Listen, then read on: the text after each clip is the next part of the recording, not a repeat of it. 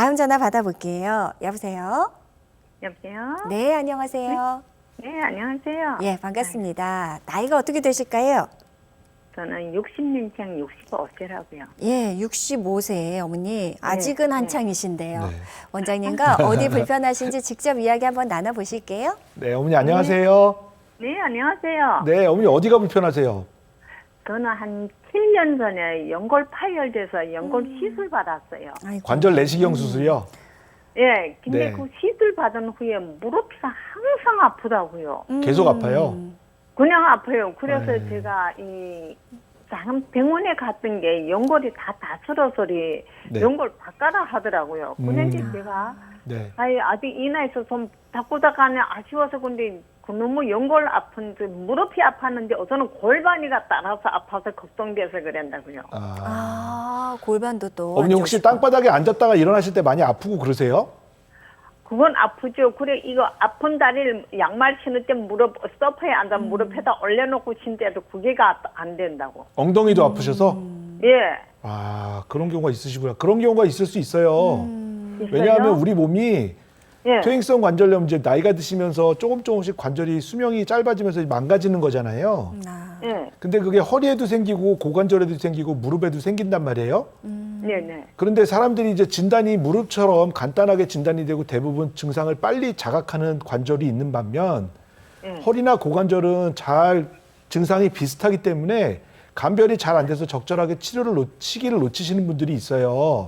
예. 근데 일단은 그거는 그거고 어머니는 일단 뭐가 문제냐면 예. 첫 번째는 연골이 다 닳았습니다 이렇게 설명을 들으셨잖아요. 예. 근데 그러면 꼭 그러면 수술을 해야 되느냐 아니면 수술을 해야 되면 꼭 인공관절을 수술을 해야 되느냐 꼭 그런 건 아니에요. 예. 인공관절이 아니더라도 연골이 없으면 없는 대로 쓸 수 있게 하는 치료 방법이 또 있거든요.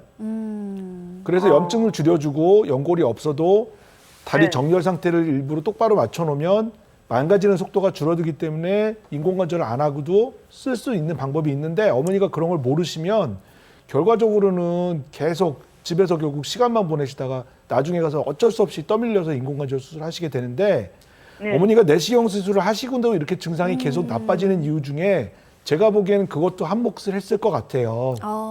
관절 내시경을 하시는 분들 중에 옷자다리가 심하신 분은 내시경 하고 나면 더 심해지는 경우가 많거든요. 그래요. 저 또 어쩌다리라더라고요. 맞아요. 아이고, 그래서 그랬군요. 옷자다리가 심하신 분들은 관절 내시경을 할 때 어머니 이거 관절 내시경 하고 나서 관절이 더 망가지는 경우가 있으니까 꼭 옷자다리 교정술이랑 같이 하는 게 좋을 것 같아요 라고 설명을 해주시는 선생님은 공부를 열심히 한 선생님인 거예요.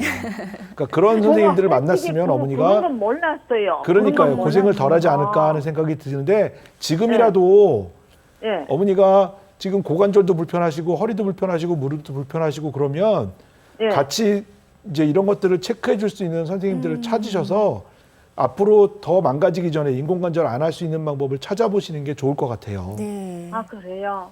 네. 원장님, 이거는 이제 제가 이제 궁금한 사항인데 네네. 어머니께서 이제 옷자다리가 심하시다고 하시니까 네. 만약에 이런 상태 그대로 인공관절 수술을 한다는데 이게 효과가 그러면 계속 옷자다리는 그대로 있다 하면 네. 예, 얼마 못 갈 수도 있는 맞습니다. 겁니까? 예. 그래서 제전에는 저희가 인공관절 수술하고 나서 결과가 좋으신 분들과 인공관절 수술을 했는데도 결과가 안 좋으신 분들 데이터를 모아서 왜 그런지 분석을 해봤었는데요. 대부분은 관절이 많이 망가지신 분들이 수술하고도 결과가 별로 안 좋으셨어요. 그래서 인공관절 수술을 하고도 나는 괜히 했다 이렇게 후회하시는 분들이 있는데 그게 괜히 한 게 아니라 너무 늦게 하셔서 그런 거란 말이에요. 아, 그래요. 아, 그러니까 그래요? 지금처럼 어머니가 더 망가지기 전에 예. 조금만 손 볼 수 있으면 간단하게 손을 보는 게 어머니가 훨씬 더 편하게 쓸 수 있는 확률이 높은 거예요. 예. 그러니까 그래요? 문제가 되는 키포인트를 찾아서 그게 만약에 옷자다리가 키포인트다 그러면 옷자다리만 교정해주면 연골이 망가진 건 망가진 거라도 편하게 쓰실 수 있으니까 너무 걱정하지 마시고 선생님 찾아서 선생님 나 인공관절 하는 건 너무 무서운데 인공관절 말고 다른 치료 방법이 있으면 좀 알려주세요. 이렇게 여쭤보시면 자세히 설명해 주실 거예요. 네. 그리고 또 제가 하나 뭐 여쭤봐도 돼요? 네, 네. 골반이가 이렇게 아픈가? 네? 골반이가 아프다고. 골반이요. 어깨가 아프다고. 그래요. 엉덩이가 아픈데. 그게 어머니 제가 말씀드린 대로 어머니는 골반이 아프실 수 있는 게 무릎이 망가지신 분들은 골반이 영향을 받는 경우도 있고 무릎이 망가지신 분들은 골반도 같이 망가지는 경우가 있어요. 우리 몸의 퇴행성 변화는 한쪽에만 네. 생기는 게 아니라 골고루 생기거든요. 아. 그러니까 일을 많이 하시니까 고관절도 같이 망가지고 무릎도 같이 망가지는데 무릎이 먼저 나타났다 뿐이지 사실은 고관절도 아플 수 있는데 그걸 잘 못 네. 찾아내는 경우도 있으니까 같이 보는 선생님이랑 치료 방법을 고민하시는 게 좋을 것 같아요. 그렇네요. 이제 무릎으로 시작됐던 이제 퇴행성 변화가 이제 점차 전신으로도 퍼질 수 있다. 맞습니다. 이렇게 말씀해 주신 게 아닌가 합니다. 어머니 도움 많이 되셨으면 좋겠고요. 원장님 말씀하신 대로 지체하지 마시고 전문 병원 꼭 내원해 보셨으면 좋겠습니다. 전화 주셔서 고맙습니다. 네, 저희가 전화 연결은 잠시 후에 이어가 보도록 하고요. 지금부터는 이제 또 다른 치료법들에 대해 알아보도록 하겠습니다. 먼저 원장님, 이제 다리 또 허리 이렇게 통증이 생기잖아요. 네. 그때 많은 분들이 이게 좀 뭐 허리 척추 쪽의 문제인지 혹은 관절의 맞습니다. 문제인지 고관절의 문제인지 굉장히 헷갈려 하시거든요. 그리고 실제 통증이 동반되는 경우도 많으신 것 같아요. 오늘 맞습니다. 전화 주신 분들도 그렇고요. 아까 좀 전에 전화 주신 그 환자분도 어머니도 그렇고 그런 분들이 많은데요. 첫 번째 말씀드릴 건 다시 말씀드리지만 우리 몸의 퇴행성 관절염은 한 군데만 오는 건 아니에요.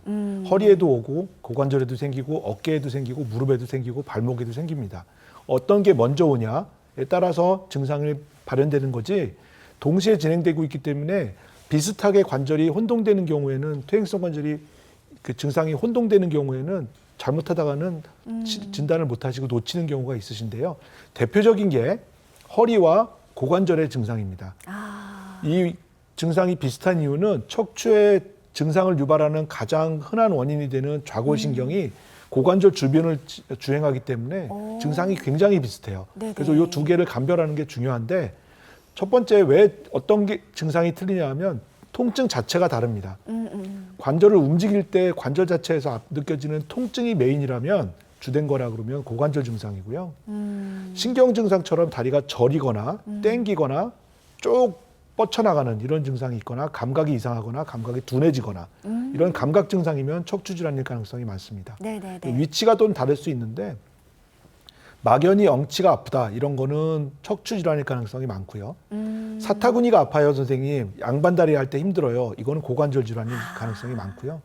또 허리를 움직일 때 통증이 동반되는 경우라면 허리 증상, 걸을 때나 땅바닥에 앉았다 일어날 때 아프다. 이거는 고관절 증상일 가능성이 많아요.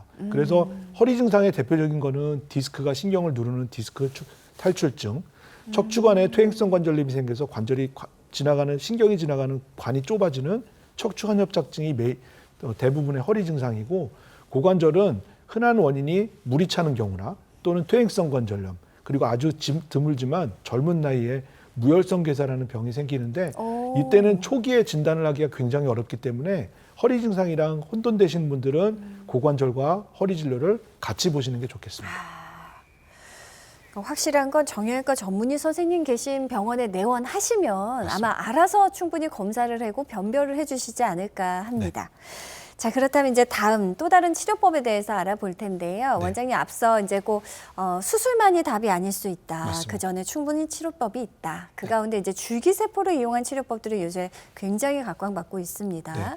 특히 요즘은- 제대열 줄기세포를 이용한 네네네. 치료법 궁금합니다. 요즘은 줄기세포에 대해서 굉장히 많이 관심이 있으시고 다들 알고 계셔서 줄기세포가 내 몸의 재생을 담당하는 아주 좋은 세포다. 맞아요. 이런 건 다 알고 계시는데요. 네네. 이 줄기세포도 양이 많을수록 효과가 좋습니다. 근데 우리 몸에서는 줄기세포를 얻어내는데 한계가 있기 때문에 그러면 고농도의 아주 많은 양의 줄기세포를 어디서 얻을 거냐 막 고민하다가 찾은 답이 제대열, 탯줄에서 태반에서 엄마에게 넘어가는 탯줄에 분포되어 있는 혈관에서 줄기세포를 찾은 겁니다. 그래서 이 줄기세포들을 냉동해서 얼렸다가 각각 연골로 분화할 수 있도록 연골세포로 분화할 수 있도록 조건을 주고 녹여서 환자에게 주입을 해주면 그 들어간 자리에서 연골이 없는 자리에 들어가서 천천히 연골세포로 분화가 되고 분화된 연골세포가 연골을 만들어서 손상된 연골을 다시 재생시켜주는 이런 치료 방법을 줄기세포 이식술이라고 말합니다. 그러니까 분명히 이제 한번 손상된 연골은 자연적으로는 재생이 힘든데요. 맞습니다. 이 재대열 줄기세포를 이용한다면 충분히 재생이 가능하다. 굉장히 매력적입니다. 실제 어떤 분들이 받으실 수 있는지 그것도 굉장히 네. 궁금하실 것 같습니다. 원래 줄기세포 이식술은 젊은 환자들이 관절 연골이 손상됐을 때 어떻게 치료를 해야 될까를 고민하다가 만들어낸 치료 방법인데요.